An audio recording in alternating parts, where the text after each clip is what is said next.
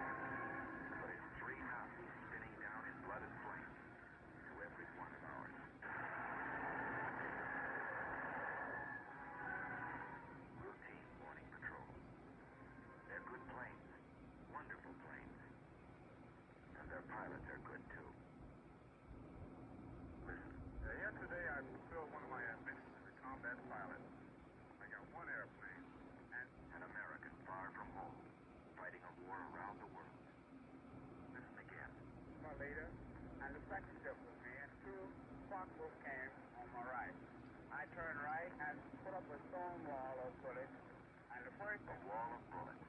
It wasn't so long ago these men were students at a university, workmen in a shipyard, just plain citizens from everywhere, USA. They changed jobs, they changed clothes, they took a train into the future. Hey peeps, so it is Monday morning, 7:20 a.m. and I am headed out. A beautiful morning, Tuskegee, Alabama, and I am going to some place that I have anxiously awaited going for a long time, to be honest with you. I'm going to Sharpfield, which is home of the Tuskegee Airmen, one of the training fields, or the advanced training field for the Tuskegee Airmen. And so I'm really excited.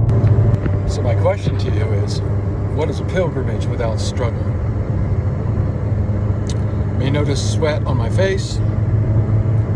This is because I just had a flat tire 90 miles outside of Montgomery, Alabama. So, yeah. As you're driving down Alabama County Road 56, you're probably more concerned about not hitting a deer than you are about the small, nondescript, gray metal gate guarding a dirt road off to your right. I missed it first time I was here. But behind this gate lies a little piece of history that most people will never see.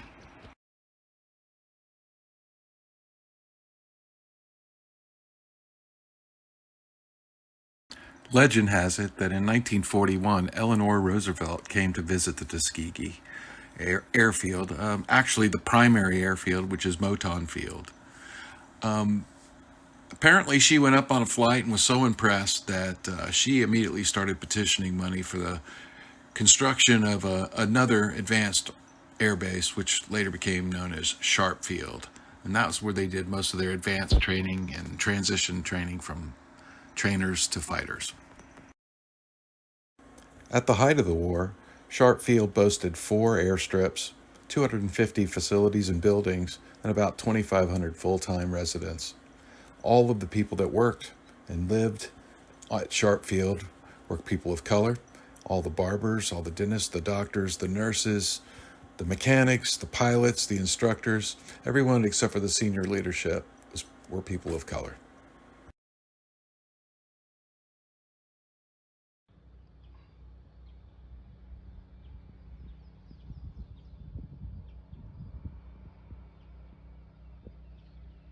Today, Sharp Field is nothing but a distant memory. The land has reclaimed it.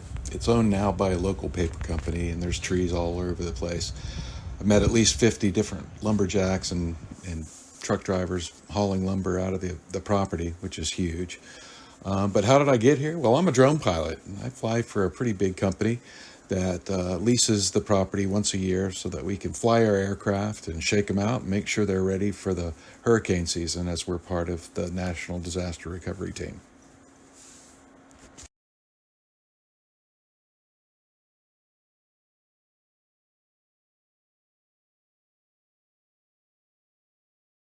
That's the chuck wagon where we'll get our meals. That is the dirigible docking station. They're inflating it right now. Generators, parking.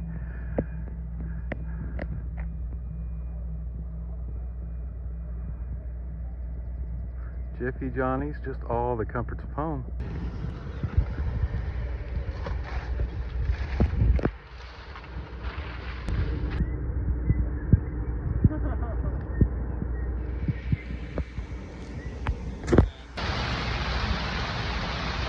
Yeah.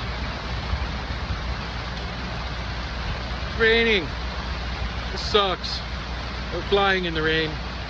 Well, actually you can fly in the rain. We're just not going to.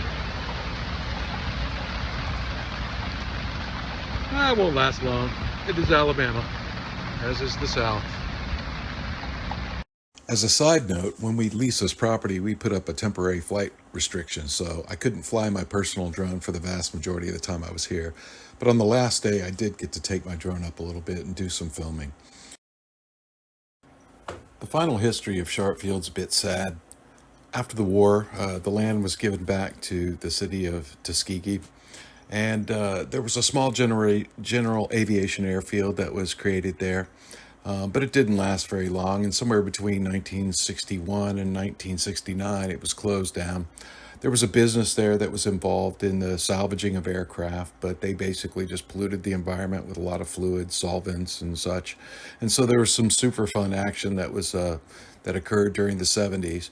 But now it's a timber company. It's owned by a local interest, and that timber company has overtaken all but one of the runways, and one of the runways, the longest, about 5,300 feet, is still serviceable. You could fly out of it today, but it's a private airfield, and it's owned by the ownership of the paper company.